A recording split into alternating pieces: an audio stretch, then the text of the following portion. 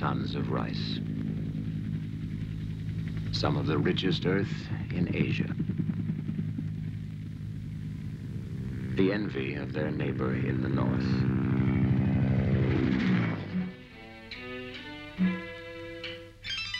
For centuries, ancestral tombs have watched over the harvest. A family works the land of their father's father.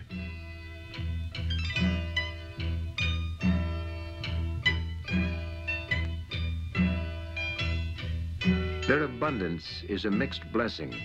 It has tempted an enemy with an appetite for power to invade their land. Nearly 40,000 trained guerrilla soldiers from the communist north have infiltrated into South Vietnam. Known as the Viet Cong, they have organized a war of terror against the people.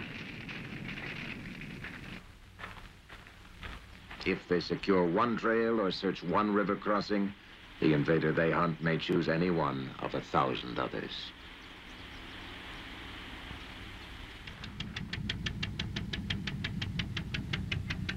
In February 1965, a ship from North Vietnam was caught unloading 100 tons of ammunition, rifles, machine guns, and heavy weapons on their neighbor's coast. Yet for every ship that can be stopped, others escape the net.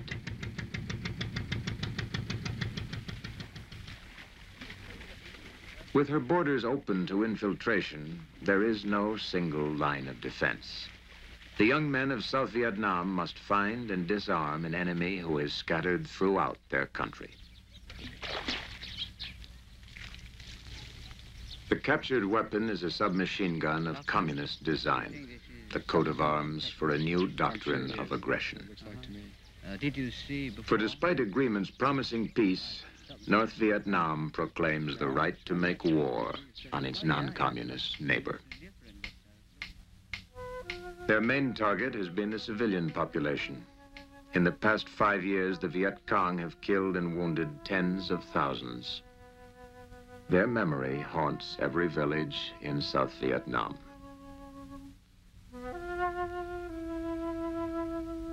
Many of the victims did not die from the accidents of war. They were selectively murdered for political example. For 6 years, the people of South Vietnam have buried the victims of aggression. Their villages are infected by a network of terrorist agents. Those who oppose the Viet Cong are reported, and murder squads come by night to kidnap and kill.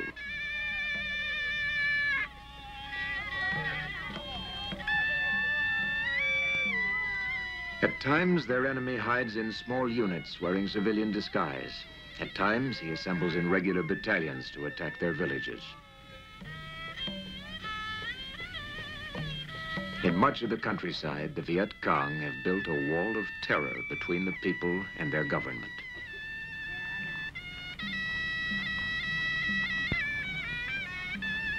Though the army can protect most of the country during the day, they have not been able to stop the murders at night.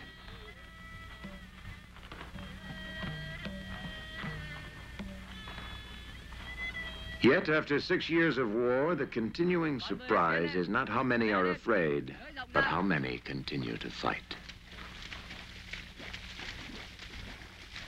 There are millions with the best of reasons, a majority of Buddhists who despise the war but demand the right to be left in peace. 1 million Catholics whose families fled from the communist north. People with small farms who, according to the Viet Cong, deserve to die.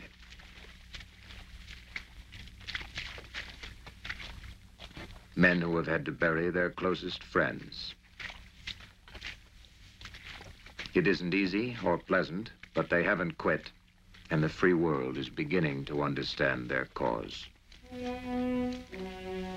The American, because he can't see a decent future for his children if aggression is allowed to succeed.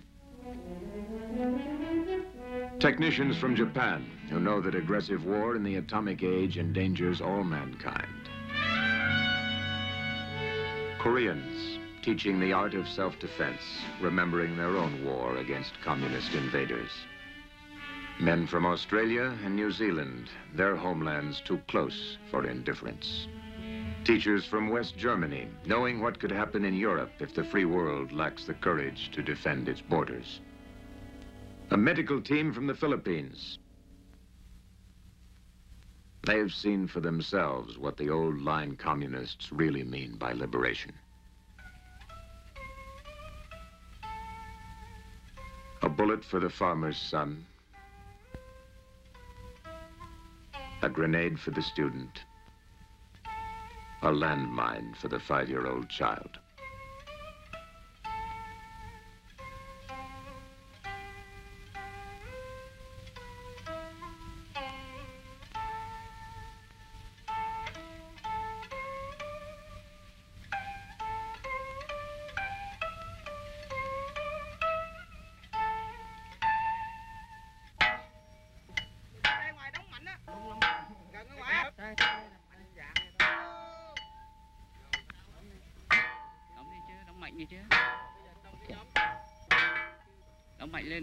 In spite of terror, the people are still trying to secure their country. They've made mistakes and there have been failures. But they have begun to build a frontier they can defend, one village at a time.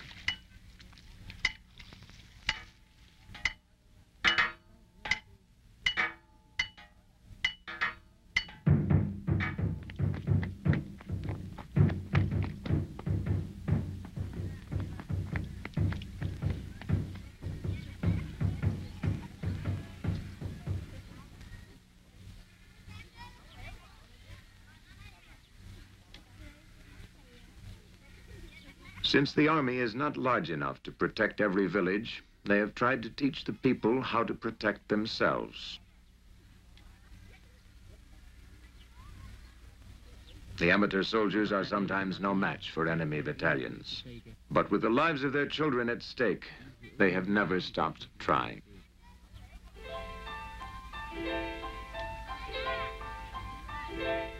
In spite of war and political upheaval, the government of South Vietnam is sending its children to school. In fact, there are more schools and teachers now than at any time in their history. They teach at the risk of their lives. Their students are as serious about education as any on earth.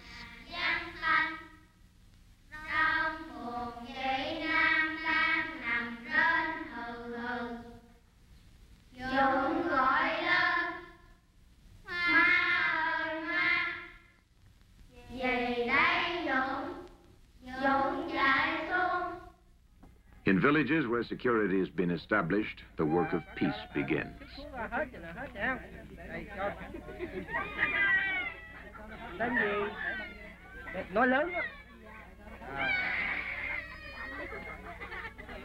To people in need, the government doctors are heroes.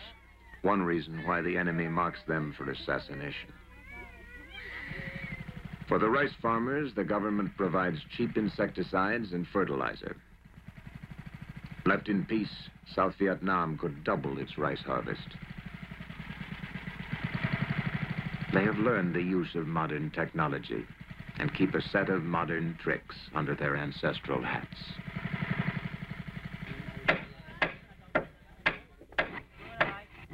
They're a proud and determined people.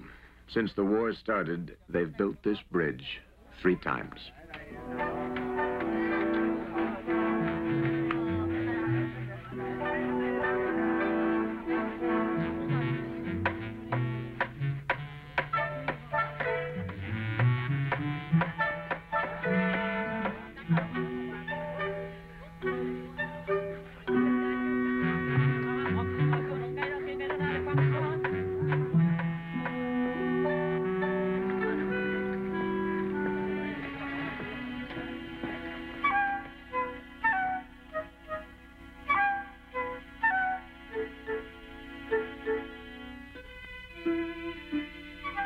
In areas that are secure, the people have begun to use their rights and choose their leaders.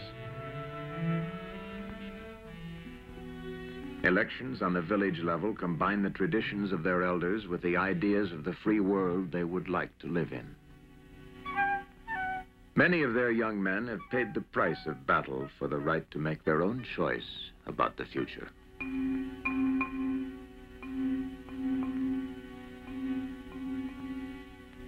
The candidates have one thing in common. The Việt Cộng threatened to kill them both.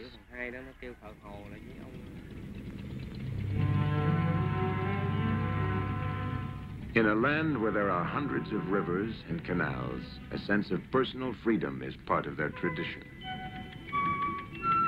The people are accustomed to going where they want to go, when they choose.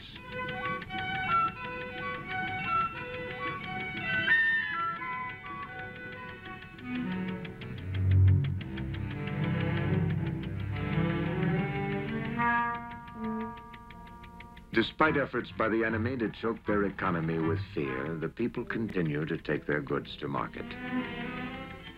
They seem determined to move their country into the mainstream of economic progress.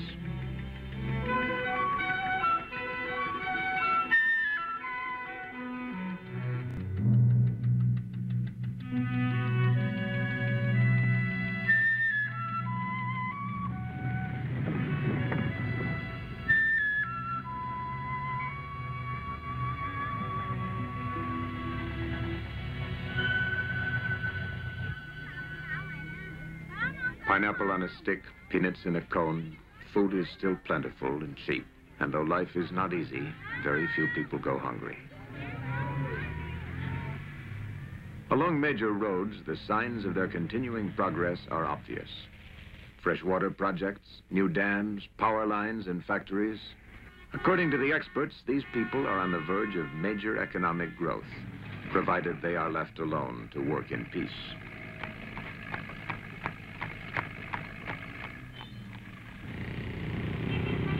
After 6 years of war, the capital city of Saigon still has a talent for life. The markets are full, the factories are busy. They have built their own wheels for the Mandarin past. And university students are still free to study the possibilities of a peaceful future.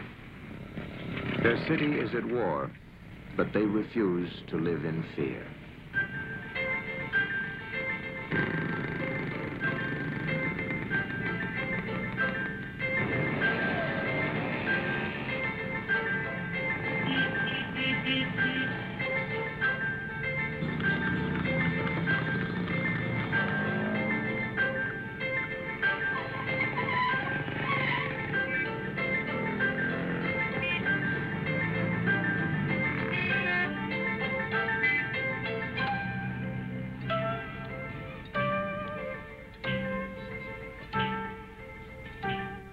They have been literate and cultured people for centuries.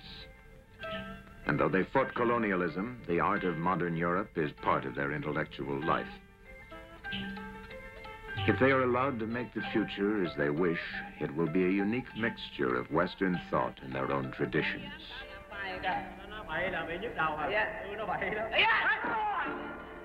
Like the popular theater, where the action is as universal as human feelings.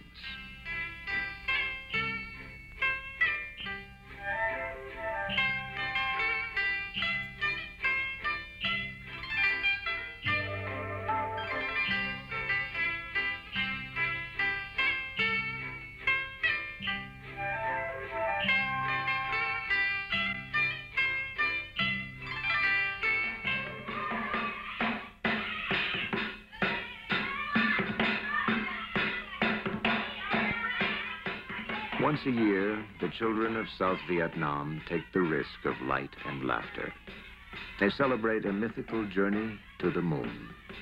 Armed with sugar cakes and paper lanterns, they defy the terrors of the communist night.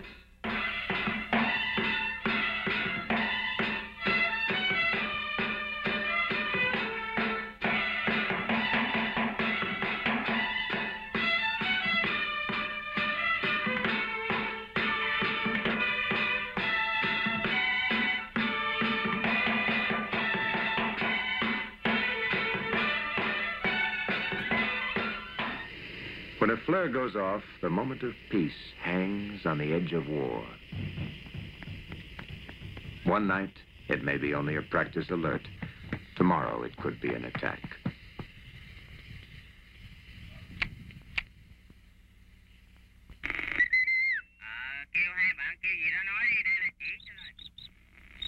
The night will flame with a signal to friendly planes.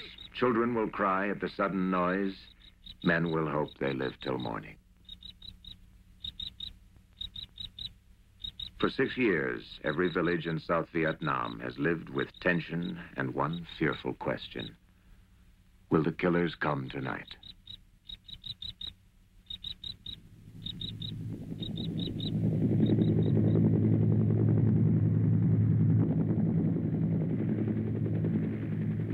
With morning, the defenders moved to the attack.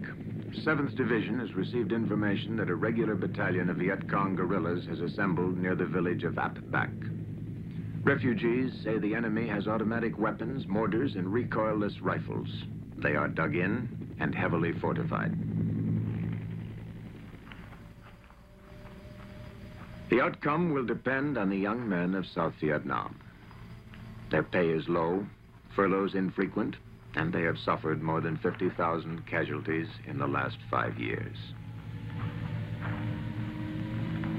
On this morning, however, there will be no substitute for their courage.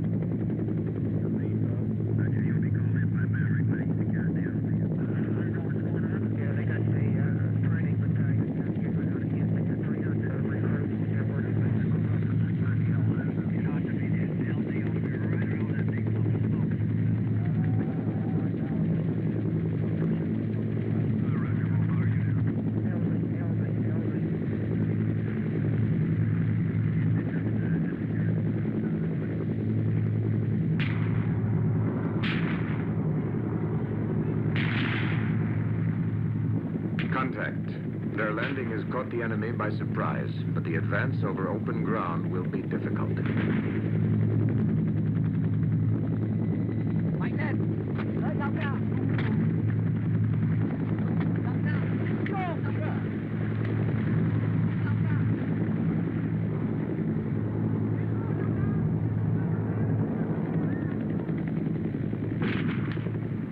Airborne troops in blocking position, a force of armored personnel carriers has come up to make the first assault.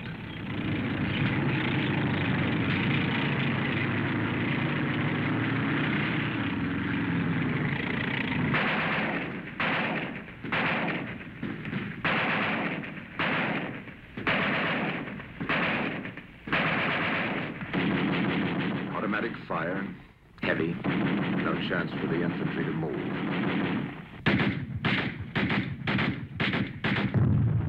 The enemy has hit one carrier with a recoilless rifle. The first platoon is pinned down.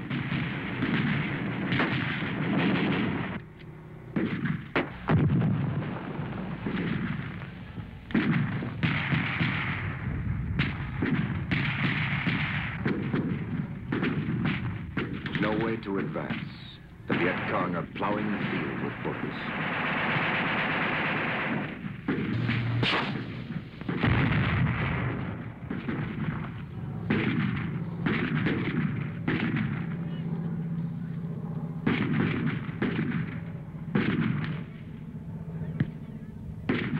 Their uniforms blackened by fire and mud, the young men of South Vietnam are paying a high price this morning for their right to be left in peace.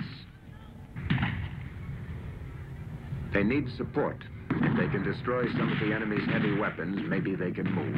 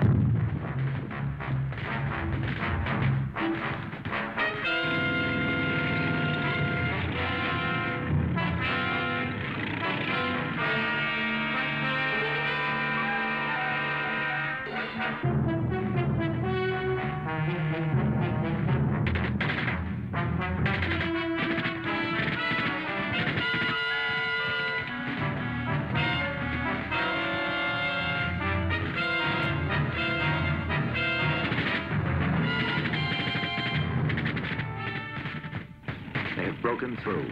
The Viet Cong are trying to escape.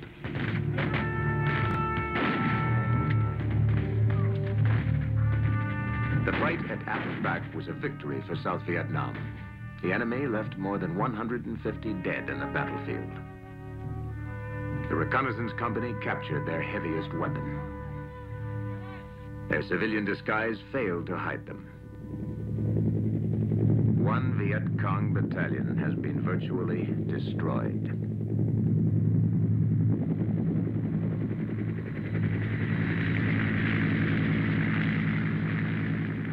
By military standards, government casualties were light, but that's small comfort to the men who have been hit.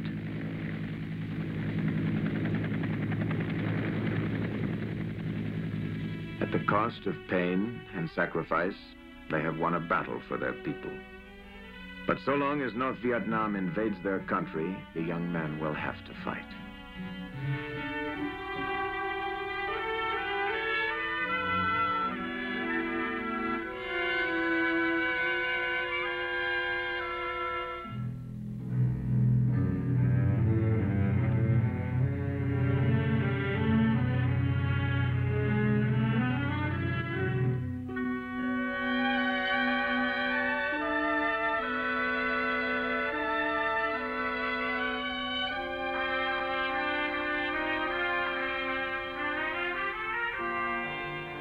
The fence still holds. The night has passed again. If the people have not yet cleared the road to peace and freedom, they have chosen to walk the path of courage until they do. The American people have pledged to walk that road with them until such time as the aggressors see fit to join in the unconditional discussions that could lead to an honorable peace for all.